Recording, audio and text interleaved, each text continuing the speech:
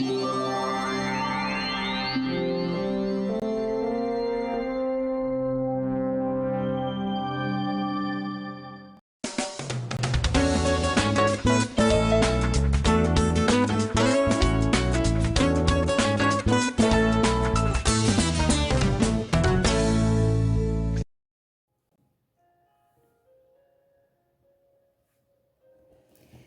e paz, meu querido irmão, minha querida irmã. Eu espero que você esteja bem do outro lado da telinha. Pastora Jaque, na sua telinha com mais uma boa nova do dia, já depois de algum tempo. Bom dia, boa tarde, boa noite. Eu não sei em qual horário que esse vídeo irá chegar até o teu coração, mas eu espero que você possa ser abençoado. O desejo do meu coração é que o teu coração esteja aberto para receber essa breve meditação que o Senhor queimou o meu coração. Amém? O texto de hoje se encontra lá em 1 Samuel, capítulo de verso 30. Nós vamos ler do 1 até o 8. E a palavra do Senhor nos diz assim: Quando Davi e seus soldados chegaram à cidade no terceiro dia, os amalequitas tinham atacado o Neguebe e incendiado toda a sua cidade. Levaram como prisioneiros todos os que estavam lá, as mulheres, os jovens, os idosos. A ninguém mataram, mas os levaram consigo como prisioneiros em seu caminho.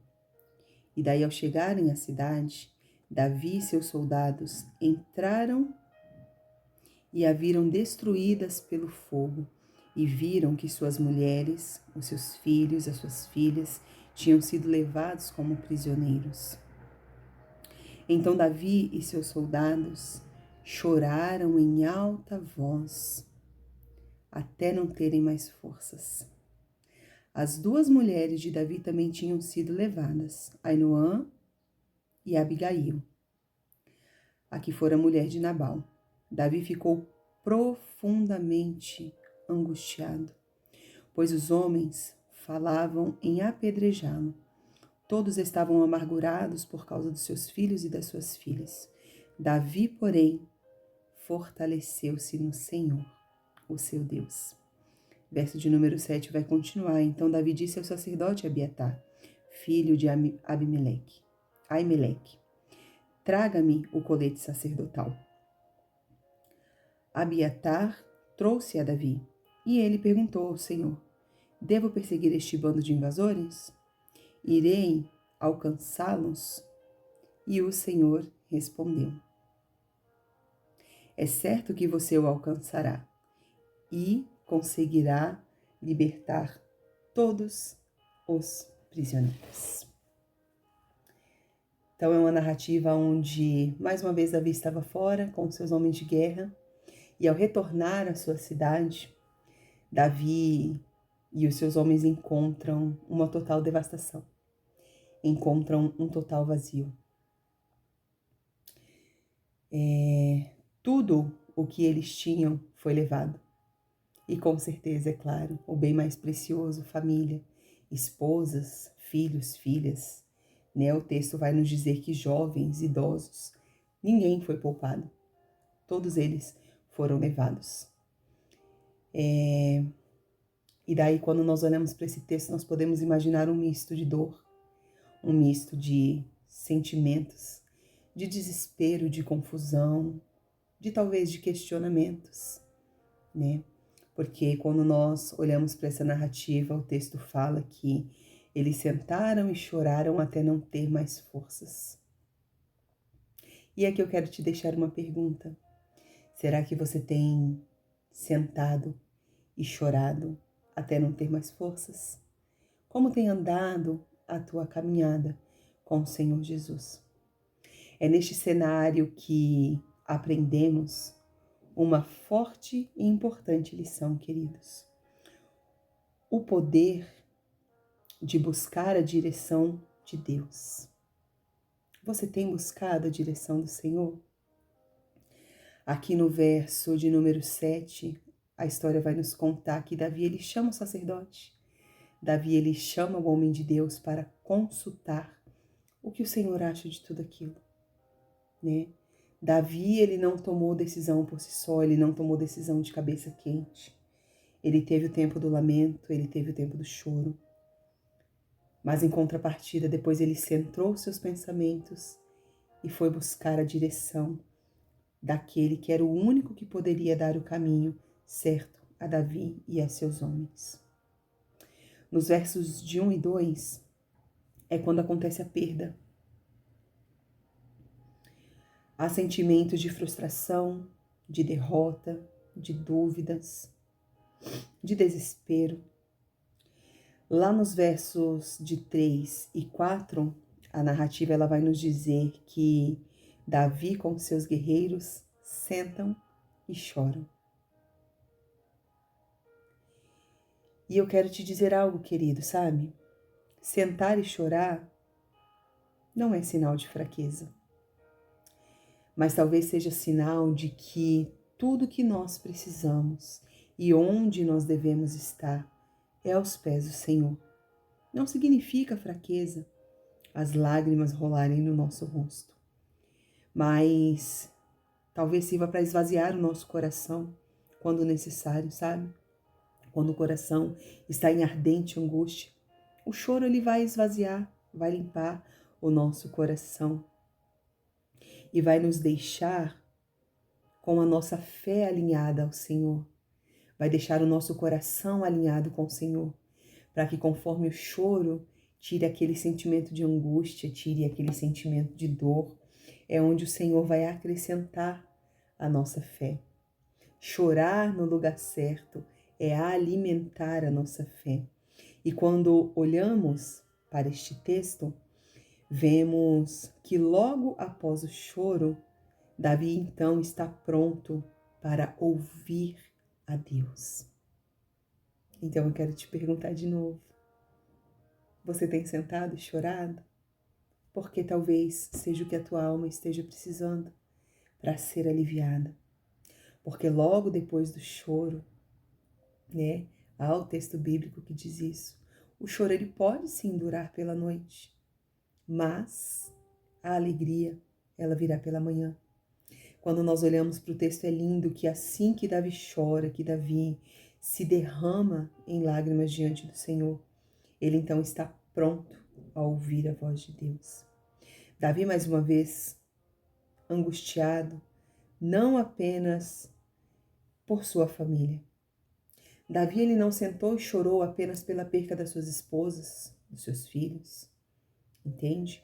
Mas havia o peso sobre os seus ombros de liderar todo aquele povo, de liderar toda aquela cidade. Haviam homens angustiados, haviam homens sofrendo, e não era apenas a família dele que havia sido levada. Então Davi não se angustiou apenas pela perca da sua família, mas também por aquelas famílias que estavam aos seus cuidados, que estavam debaixo da sua liderança. Porém, essa mesma angústia, queridos, preste atenção nisso, é a que leva Davi para a oração. Primeiro vem a perca, depois vem o choro, depois vem o ouvir a voz de Deus, vem a oração. Essa perca leva Davi à oração. É o que empurra Davi a orar ao Senhor, a colocar o seu coração diante do Senhor. E então é quando nós chegamos no verso de número 6, eu acredito que seja o coração deste texto qual nós estamos na meditação de hoje. É o ponto da virada. Verso de número 6 diz assim: Davi ficou profundamente angustiado, pois os homens falavam em apedrejá-lo. Todos estavam amargurados por causa dos seus filhos e das suas filhas. Davi, porém, fortaleceu-se no Senhor, o seu Deus. Que coisa linda. Davi perde tudo, é traído até pelos seus. E humanamente olhando, com todos aqueles homens em desespero, Davi estava ali sozinho, humanamente falando. É quando, então, nós vamos ver que o texto ele diz que Davi ele não se apoia em si mesmo. Davi, ele não se apoia nas circunstâncias. Davi não se apoia nos sentimentos o qual ele está sentindo naquele momento. Davi não se apoia nas circunstâncias as quais estão à sua volta. Davi não se apoia nas suas emoções. Imagina se Davi é guiado naquele momento por suas emoções. Nós não saberíamos o que poderia ter acontecido. Mas ele se apoia no Senhor. O texto diz que Davi fortaleceu-se no Senhor e na força do seu poder. Ele encontrou forças no Senhor e Davi só foi capaz de encontrar essa força porque reconhecia o Senhor intimamente. Davi conhecia o Senhor face a face. Davi conhecia o Senhor intimamente. Eu quero te fazer uma outra pergunta. Como tem andado a tua caminhada com o Senhor? Como tem andado a tua vida de bate-papo com o seu Pai?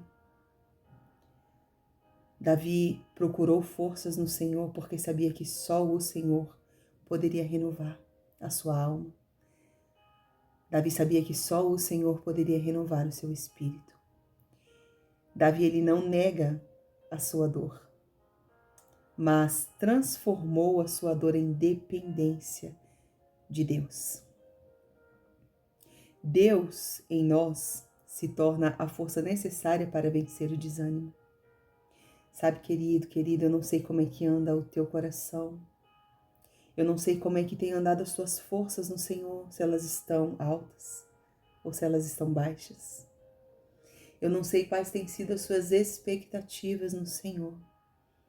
Mas com este texto de hoje, o Senhor nos convida a confiar no seu poder e na sua força plenamente. A voltar àquele lugar onde as nossas forças são recarregadas, onde a nossa fé é recarregada, onde a nossa disposição é carregada. Davi, quando ele se achega novamente ao Senhor, quando ele aquieta o seu coração, sabe? Davi, então, ele tem a força necessária para vencer o desânimo, para vencer o medo e para vencer aquela pressão toda que estava naquele momento. Porque o texto diz que os homens queriam apedrejá-lo. Tipo, aí Davi, a culpa é tua. Mas o Senhor o faz passar por essa pressão.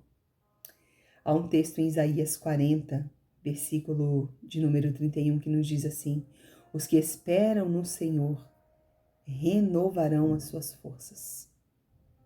Espera no Senhor, querido. Você pode estar no dia mau, você pode estar passando por algumas tempestades, mas os que esperam no Senhor renovarão as suas forças. E daí nós chegamos no verso de número 7 e de número 8, lá de 1 Samuel, o qual nós lemos. Vem o conselho e a direção. Davi não age por impulso, não age por emoção, mas Davi age por uma direção divina. Sabe, queridos, essa história nos mostra que em tudo e em todas as coisas, em qualquer situação, seja numa decisão pequena ou seja numa decisão muito grande, eu e você precisamos consultar ao Senhor em toda e qualquer decisão. E isso acontece quando nós oramos, quando nós nos derramamos aos pés do Senhor. Eu e você precisamos criar este hábito de perguntar a Deus o que devemos fazer ou não, como devemos fazer e quando devemos fazer. Precisamos confiar na liderança do Senhor sobre a nossa vida. Precisamos confiar na liderança do Senhor sobre o nosso coração.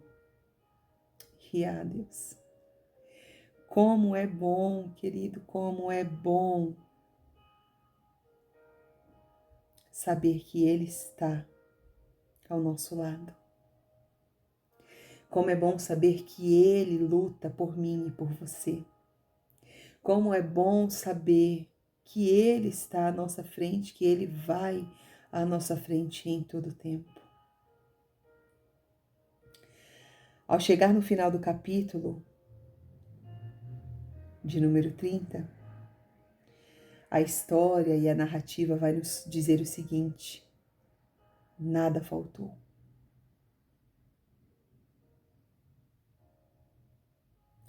Todos voltaram para suas casas e para suas famílias. Todos os bens recuperados. Em Deus, queridos, e somente em Deus. Eu e você encontramos o ânimo e estratégia para encarar as adversidades da vida mais terríveis. É dele e não por nós, não de nós mesmos, que vem a nossa força. E se você não conseguir gravar nada do que eu te falei aqui nesse vídeo hoje, lembre do texto bíblico e lembre que nada vai faltar. Nada faltou. Não vai te faltar a presença, não vai te faltar a graça, não vai te faltar o ânimo, o bom ânimo. Em nome de Jesus, receba essa palavra no teu coração. Que você seja abençoado no dia, na tarde, na noite de hoje. Que em nome de Jesus essa palavra ela possa encontrar morada no teu coração. Que ela possa criar raízes profundas. E que você possa viver essa palavra no teu dia a dia. Eu abençoo em nome de Jesus a tua casa, a tua vida, a tua família, os teus sonhos. Eu abençoo os teus sentimentos, eu abençoo as tuas emoções. E te espero no próximo Boa Nova do Dia.